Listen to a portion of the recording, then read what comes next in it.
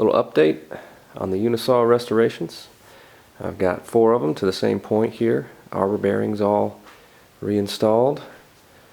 All the hand wheels with new plugs in the shafts so they lock.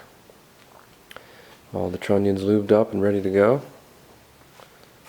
And it's going pretty good. I think they're looking pretty nice. Just to give you an idea of how smooth these are.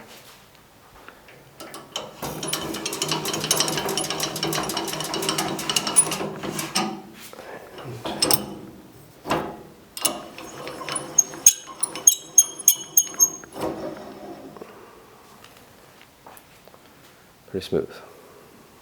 2 more to go.